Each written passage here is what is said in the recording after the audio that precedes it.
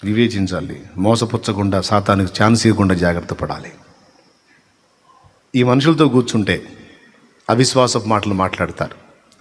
ఆ మాటలు నా చెవికి పడ్డాయంటే నా విశ్వాసం డౌన్ అయిపోతుంది. నేను కూర్చోకూడదు. ఎందుకంటే మోసగాడు ఈ ఈ బలహీనుల దగ్గరికి వస్తాడు. వాళ్ళ దగ్గర నేను కూర్చుంటే వాళ్ళ దిగజారుడు మాటలు, అవిశ్వాస మాటలు, బలహీనపరిచే మాటలు నన్ను పాడు చేస్తాయి. నేను కూర్చోకూడదు. చురుగ్గా వాళ్ళ నుంచి తప్పించుకోవాలి. ఇదిగో వీళ్ళ దగ్గర కూర్చుంటే నేను విశ్వాసంలో బలపడతాను, భక్తిలో బలపడతాను, ఆత్మీయతలో ఎదుగుతాను, పరిశుద్ధతలో ఎదుగుతాను, పరిశుద్ధాత్మ సంబంధిని అవుతాను. ఇక్కడ కూర్చోవాలి. నేను శత్రువు నిన్ను మోసం చేయడానికి ఛాన్స్ ఇవ్వకూడదు.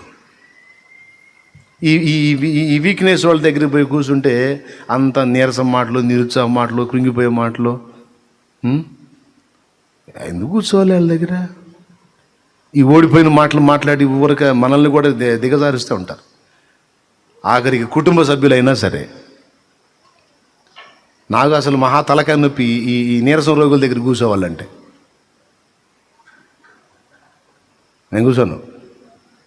ప్రోత్సహించేవాళ్ళు కావాలి, ఎంకరేజ్ చేసేవాళ్ళు కావాలి, దేవుడు మనకున్నాడు అనేవాళ్ళు కావాలి, దేవుని వైపు చూద్దామనే వాళ్ళు కావాలి, దేవుడు సర్వశక్తి గల దేవుడు అనేవాళ్ళు కావాలి. అట్లా అట్లా అట్లా తిప్పుకుంటాం మా మైండ్. ఇంకా వల్ల కాదు, అబ్బో కష్టం, ఇంకా చేయలేం, ఆహాహా అనే దరిద్రపళ్ళు తిరగడం నాకు ఇష్టం ఉండదు. ఇంకా చేయాలి, ఇంకా చేయాలి, దేవుని కొరకు ఇంకా సాధించాలి.